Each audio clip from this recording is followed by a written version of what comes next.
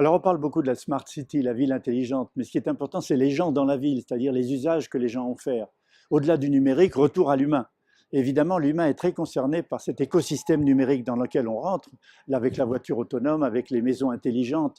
Mais je pense que le plus caractéristique et ce qui va complètement changer notre vie dans les villes du futur, c'est la désynchronisation du temps de travail et la délocalisation des lieux de travail. On peut travailler tout le temps, partout, avec un ordinateur très puissant qu'on a sur nous en permanence, qu'on appelle encore un smartphone, dont la notion de téléphoner. En fait, c'est un PC portable très puissant et en même temps, c'est une télécommande universelle. On peut, avec cet outil, cliquer dans l'environnement et nous augmenter nous-mêmes. Donc, ce qui va tout changer, c'est que nous devenons des hommes et des femmes augmentés, le travail change complètement et l'environnement nous augmente encore plus grâce au numérique.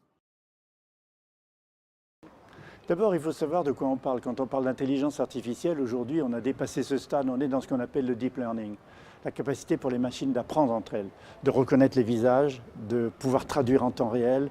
Donc on est rentré dans une sorte de complémentarité avec les machines intelligentes et de plus en plus, cette complémentarité, à mon avis, devra s'accroître.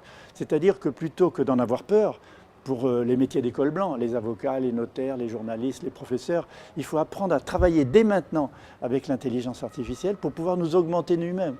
Voilà la tendance vers laquelle nous allons progressivement. D'abord en complémentarité avec l'intelligence artificielle pour aller vers une intelligence humaine augmentée, collaborative, et un peu plus loin dans le futur, une véritable symbiose en mettant des outils sur nous, des outils métables et pas seulement des outils portables, qui nous permettent de communiquer, d'interagir en permanence avec l'intelligence artificielle. Nous allons vers l'homme augmenté et ce que j'appelle l'hyperhumanisme, qui s'oppose au transhumanisme, qui ne se concentre que sur l'individu. Nous voyons beaucoup plus la collectivité humaine interconnectée, parfois hyperconnectée, pour créer le monde de demain. Je pense que le plus important, c'est la réflexion éthique, une réflexion éthique internationale. On a déjà des comités d'éthique en biologie, il va falloir des comités d'éthique dans le numérique et dans l'intelligence artificielle, premièrement. Deuxièmement, la formation, l'information. Les MOOC, les Massive Online Open Course, peuvent beaucoup aider à répandre cette nécessité de comprendre le deep learning et mieux s'en servir. Et enfin, je pense que plutôt que des réglementations publiques, politiques, gouvernementales, pyramidales, du haut vers le bas, je pense que les réseaux sociaux et ce que j'appelle la co-régulation citoyenne participative peut nous aider à éviter que les monopoles numériques envahissent complètement notre vie et la déterminent avec un écran de chacun d'entre eux devant nous tout le temps.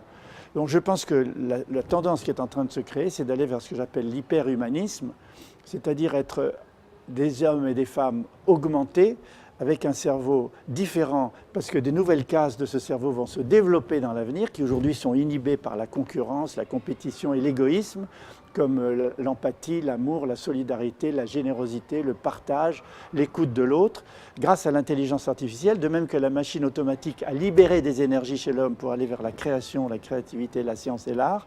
Eh bien, je pense que l'intelligence artificielle, en complémentarité puis en symbiose avec nous, permettra de faire changer la nature humaine, d'aller vers ce que j'appelle donc l'hyperhumanisme, en opposition au transhumanisme que je trouve idéologique, malheureusement, élitiste, égoïste et narcissique. L'avenir de l'humanité se situe dans la collectivité des humains interconnectés, faisant émerger de nouvelles propriétés qui sont aujourd'hui à l'état latent, mais qui existent quand même heureusement chez les humains, dont on voit les potentialités partout autour de nous dans le monde qui change.